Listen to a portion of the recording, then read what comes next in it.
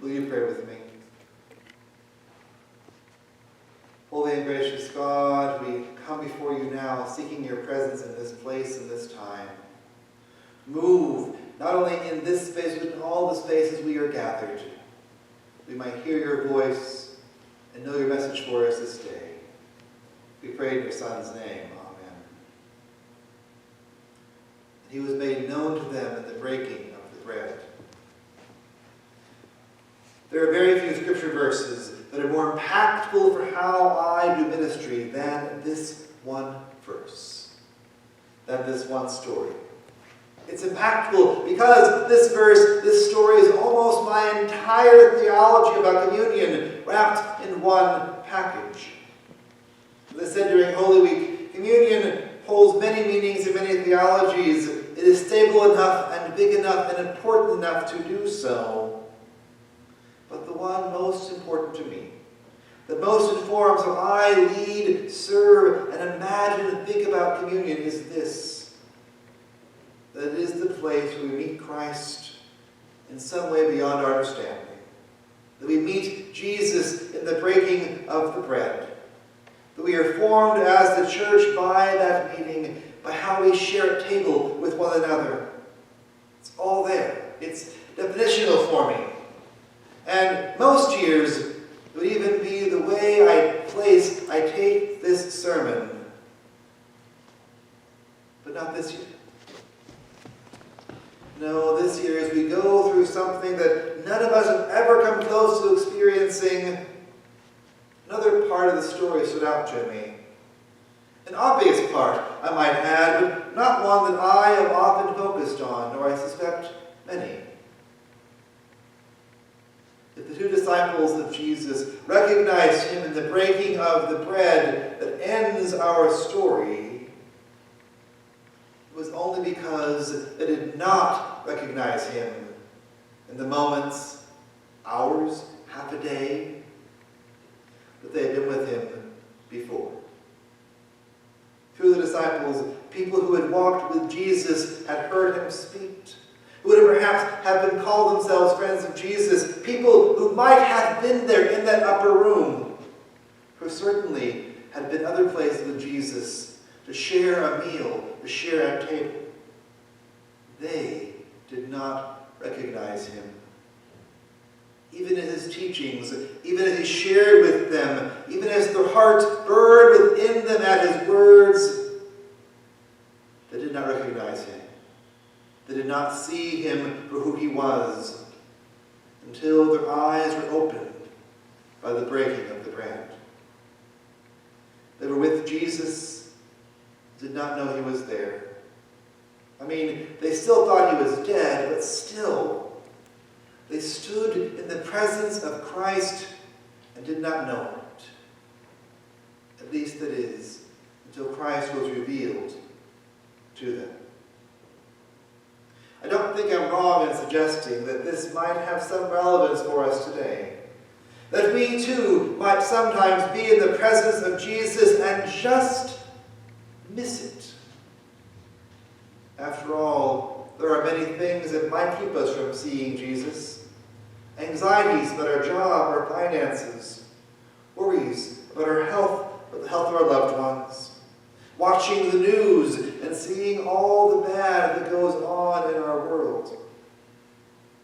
Even life's pleasures, vacations, wealth, good shows on TV, good movies at the theater, hobbies like playing sports or video games, reading good books, collecting baseball cards or comic books, or, he said, because his daughter was in the room, even rocks. Some of these are good, some are not. But all of them are vices and our hobbies, our joys, and the things that give us negative feelings, are part of what makes us human. We cannot deny them. Unfortunately, they can also be things that keep us from seeing Jesus, from recognizing him when he is in our midst, of seeing him when he comes near. If we are not careful, the very things that make us human, even the blessings of this life that God has given us, can keep us from seeing Christ in our midst. That's why we need this story.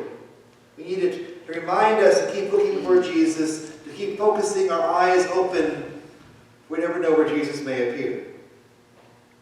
In this season of social distancing, I hope that many of you are finding some of these distractions being pushed aside and are able to see, to recognize Jesus even more than you usually do. I hope that having literally no place to go except for work has helped you to experience the divine in new and amazing ways. And if this is you, you may take the next few sentences off. Okay, the rest of you, and I'll be honest, me, let's be clear. In this season of our lives, we need this reminder more than ever. I know I do. I know for me, these days have not always lended themselves to my most mindful state of mind. They have not always helped me keep my eyes open as I would like. As the days blend together, I've needed a reminder to keep looking at what is ahead. At those moments when e-learning seems overwhelming, I have needed the reminder to open my eyes to what is around me, and not just the next assignment on the computer. And in those times when I just want to go somewhere that is not within easy walking distance of the parsonage, I have needed to remind myself of the one who has been with me, with us, throughout the whole time of social distancing, and before and after. I have needed to remind myself of the presence of Jesus. I have needed to recognize him in all the places where he is. So I have tried to do so. And this morning, I want to share with you some of those places that I have seen him, just in case you too need some reminders, just in case you too need some help recognizing Jesus in crazy times. So I invite you. I invite you to see Jesus in the medical professionals and all who are working hard at Margaret Mary and the other hospitals in our area and around the world.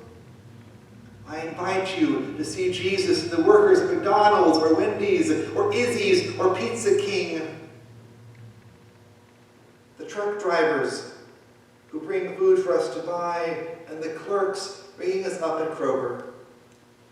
I invite you to see Jesus and the workers at Hillrom making needed hospital equipment for all around the nation.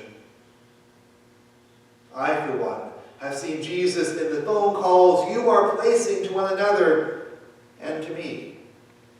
With cards that are flying through the mail, with greetings on Facebook and other social media, and waves last Sunday in the church parking lot.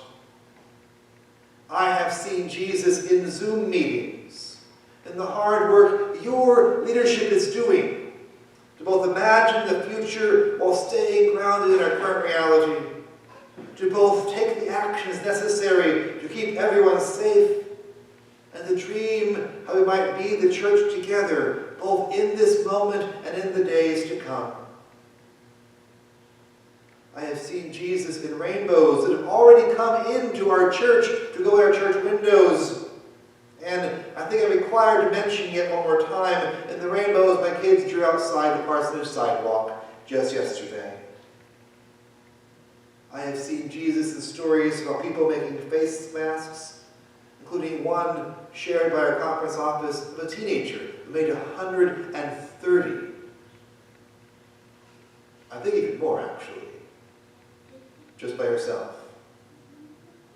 I have seen Jesus in stories about those who shared their stimulus checks with those in need. And a new initiative began here in Batesville called the One Batesville Task Force. An initiative that includes our own Batesville Area Ministerial Association. An initiative that will provide help to those in our area who are in financial need due to this crisis. Need that goes beyond the needs already met other places. I have seen Jesus in the video I shared in my Facebook page a few weeks ago of a girl who was a Hamilton fan. COVID-19 kept her from being able to see her show when it came to her town, and so John Krasinski and Lin-Manuel Miranda surprised her by Zoom by having the entire original Broadway cast sing the opening number to her. Now, I would admit that I was in tears by the end of it, but I'm certain it was just dust in the room when I cried for 3 minutes. Certainly just dust. Right. In these and in so many other ways, I have seen Jesus. I have recognized him in the breaking of the bread of love with one another. I have seen him in the hands and the feet and the heart of the church here in Batesville and around the world. Now, if we were together, I would now ask you to turn to a neighbor and share one way you have seen Jesus in the midst of these times. But we're not here, so instead, I invite you to write your comments on the video feed you're watching.